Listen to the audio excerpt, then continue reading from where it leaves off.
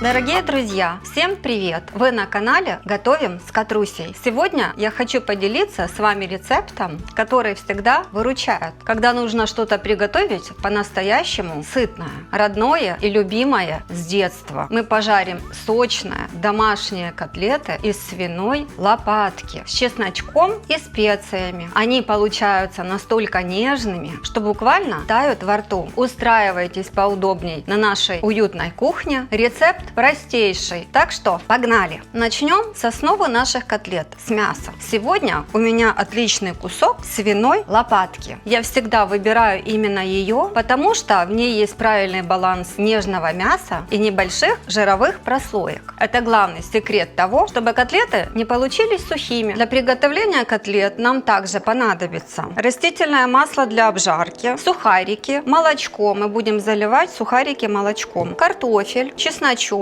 яйца, лук, соль и перчик. Лопатку мы хорошенечко промываем.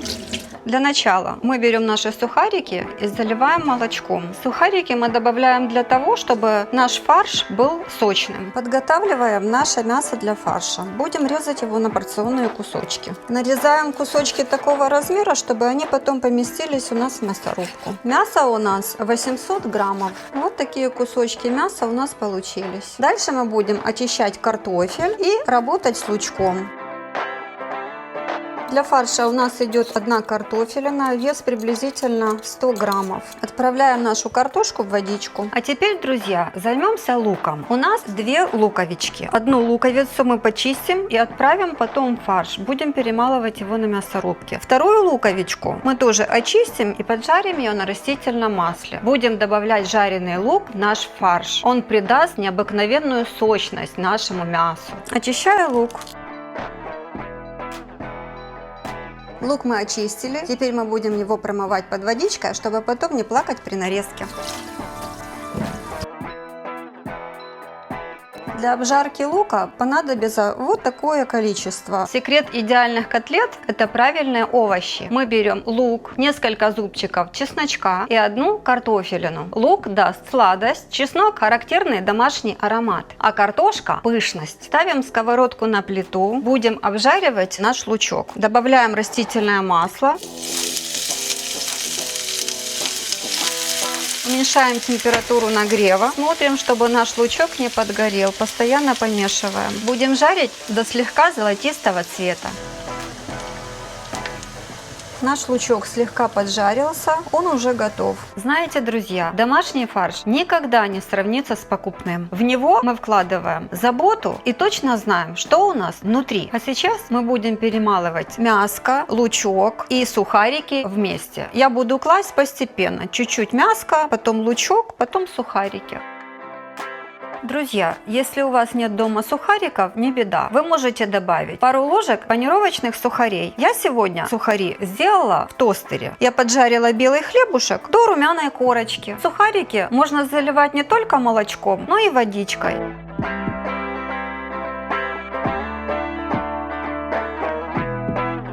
По кухне сразу начинает расходиться этот потрясающий аромат, который мгновенно будет аппетит у всей семьи. Теперь наступает важный момент. Мы добавляем картофель. Я его буду натирать на мелкой терочке. Делаем это с любовью. Картофель придаст котлетам пышности и сочности. Теперь мы отправляем сюда наш поджаренный лучок. Такой он красивый, пахучий.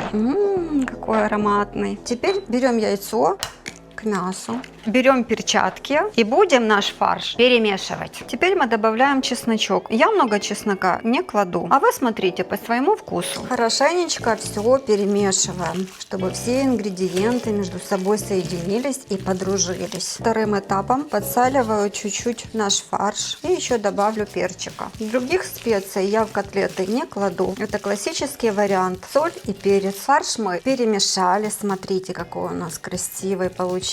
А теперь, друзья, его надо хорошенечко выбить, чтобы он стал однородным. Будем выбивать минуты 3-4. Вот такой фарш у нас получился. Он одновременно и сочный, и плотный. А теперь заключительный этап. Будем формировать наши котлетки. Для того, чтобы котлеты не приставали к доске, я ее смачиваю водичкой. Вода должна быть холодной.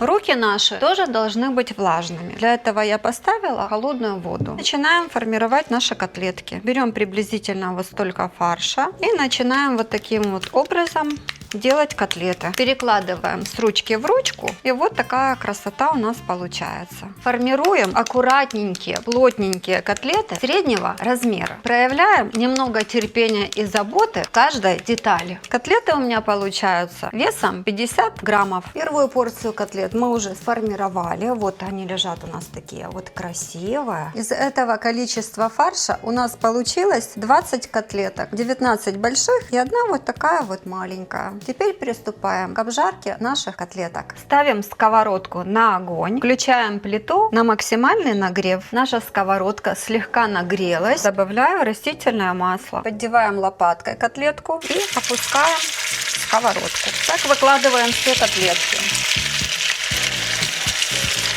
В мою сковородку поместилось 7 штучек. На этом этапе мы накрываем сковородку крышкой и будем жарить котлетки. В процессе жарки мы открываем крышку и смотрим на цвет наших котлет. Поддеваем вилочкой. Прошло 5 минут. Смотрим, насколько поджарились наши котлеты. Цвет уже нужный. Переворачиваем. И будем жарить с другой стороны.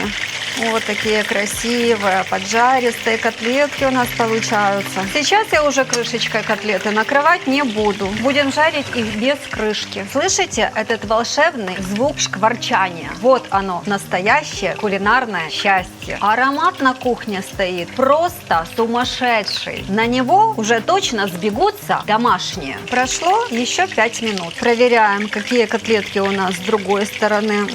Красота. Достаем котлеты и выкладываем на тарелочку. Какая невероятная красота. Какая хрустящая корочка у нас получилась. Посмотрите. Сочная, мягкие, пышные, ароматные. Настоящая домашняя сказка. Зовите всех к столу, пока они горячие. Приятного вам аппетита. Согревайте своих близких такой заботой. И до встречи в новых видео. Пишите в комментариях, как вам рецепт. Ставьте лайки, подписывайтесь. И до скорой встречи на канале Готовим с Катрусей.